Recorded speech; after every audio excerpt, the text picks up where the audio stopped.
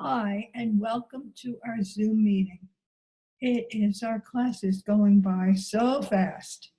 I've enjoyed our discussions, and I hope that you had a great week and are also being involved in our discussions in class. It's such an important part of our learning. Today, we're going to talk some more about social media trends. And we're also going to talk a little bit about your paper again, because we have the next assignment coming up. Social media trends, the numbers just keep skyrocketing. We have on Instagram, they have 800 million users that have added blog postings. Twitter now has over 330 million users. The number of users on Pinterest has grown to 200 million monthly. It's huge. And 250 users on Reddit. The numbers are just amazing. And this just gives you a diagram. And of course, Facebook continues to be number one, way ahead of the pack, with YouTube coming in a close second. And then Twitter is over here.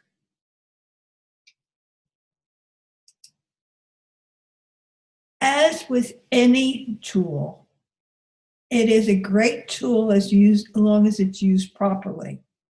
We're now coming into something, this is new, so we've got a new addiction. Our new addiction is called Facebook, believe it or not, Facebook addiction disorder. In this kind of disorder, the natural progression is neglecting personal life, mental preoccupation, escapism, using Facebook instead of one-on-one interactions. It makes us sad when we are not interacting socially with real people. It's not the same. There's concealing the addiction. It's hiding behind that phone. And more friends, the whole concept is more friends does not mean that you're more social. That's not at all. The research always talks about 5 really good friends that most people have. Let's take a look at how many friends are enough. Should you have 1,000 friends?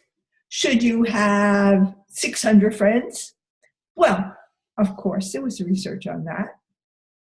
And when college students viewed Facebook profiles, they were all made the same. So they were basically the same kind of demographic information, with the exception of the number of friends. Some of them had 102, some of them had 902. And what they looked at is not the quality of the friendship or whatever. It was just the number of friends. That's all that they were looking at. And the social attractiveness of the site based on the number of friends. So what did they come up with? A magic number, you've got to have 302.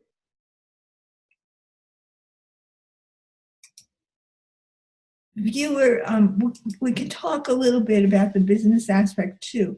And this is one of the pictures that's on the Chipotle site. And notice the implications.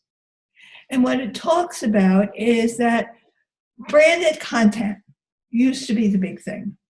So if you need to develop relationships with customers, give great stories, connect in real time, and you got it. Now we're looking at something different. We're looking at cultural branding, new thing. And that's used to capture, notice the health image?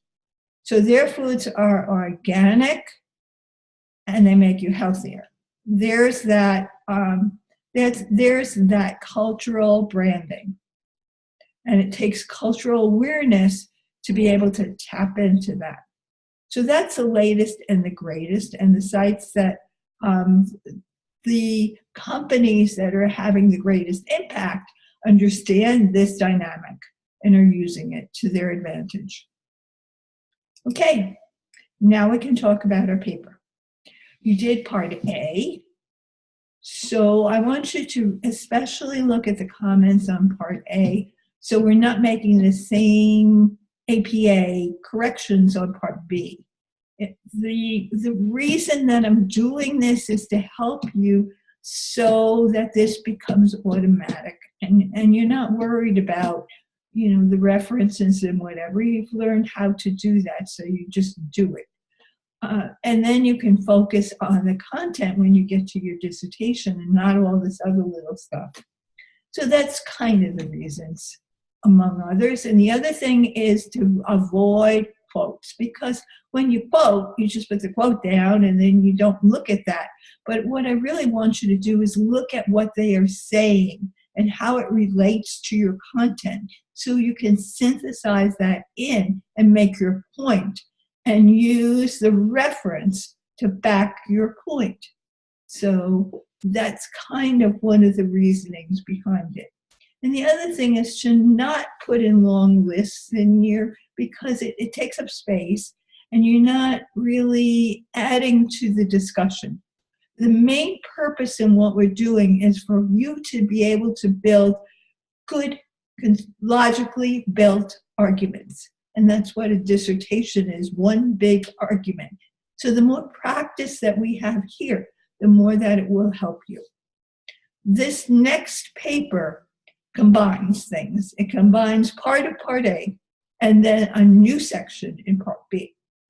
So if you have any questions about this paper or any other work, please let me know. And I look forward, I really enjoy our discussions, and I hope to see you in our discussions. So have a great week, and we will see you in class.